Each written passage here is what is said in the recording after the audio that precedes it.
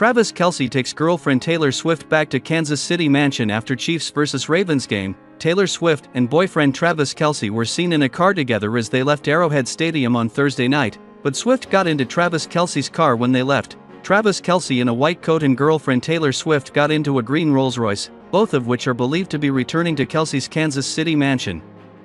Kelce's $400,000 Rolls-Royce Ghost is a frequent driver, and he's also been seen driving girlfriend Taylor Swift around in the same car. On Thursday, September 5th, the couple were photographed holding hands as they left Arrowhead Stadium in Missouri following the Kansas City Chiefs' win over the Baltimore Ravens.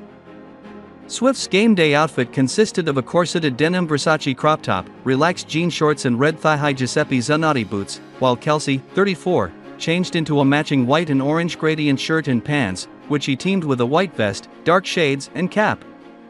Swift, 34, cheered on her man at the nail-biting game, which the Chiefs won 27-20 after Kelce spent much of the summer supporting her on her Eras tour across Europe. The pop superstar was seen watching the game with Travis' dad Ed Kelce.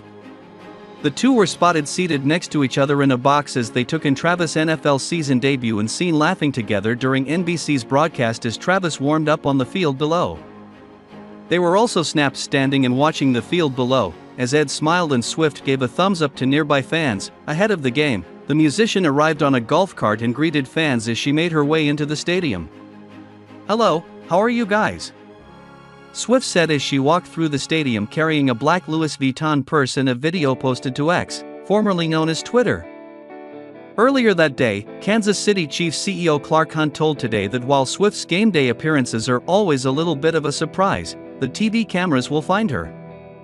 Her appearance came one day after a representative for Travis told We that documents that surfaced online titled Comprehensive Media Plan for Travis Kelce's relations following breakup with Taylor Swift are entirely false and fabricated. There is always so much anticipation surrounding a matchup between the Baltimore Ravens and the Kansas City Chiefs. There's also usually an outcome that shouldn't surprise anybody at this point. The Chiefs once again pulled out a victory in the 2024 kickoff game, this time by the score of 27-20. That is now 5 losses in 6 meetings for Baltimore in this series since Patrick Mahomes and Lamar Jackson started squaring off against one another. There will be a lot of talk about how thrilling the finish was in this contest. The final play of the game when Ravens tight end Isaiah Likely couldn't keep his feet in bounds in the end zone after leaping to grab a Jackson pass was as exciting as it gets. What shouldn't be forgotten is how Jackson twice missed open receivers on potential touchdown passes on the 2 previous plays.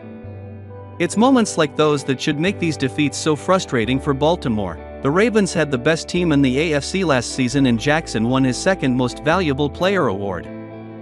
They also wound up losing to the Chiefs in the AFC Championship game in a contest that was as much about Baltimore melting down as it was about Kansas City's brilliance.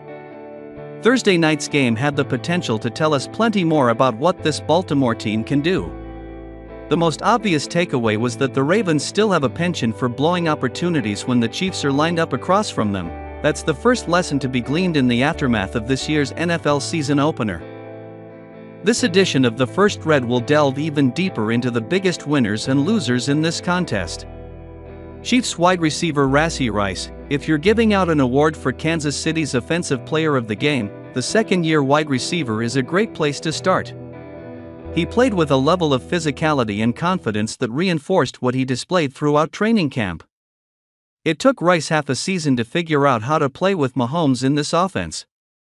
A full offseason with the star quarterback now has given Rice an even greater sense of how to operate and how the Kansas City coaches can best utilize him. He was a monster on slants and deeper crossing routes Thursday night and led the team with 7 receptions and 103 yards. There's been a lot of speculation on when the league will address Rice's offseason car racing crash in Dallas, as he is subject to the NFL's personal conduct policy and could face potential suspension. Until that happens, he'll be causing plenty of problems for opposing defenses.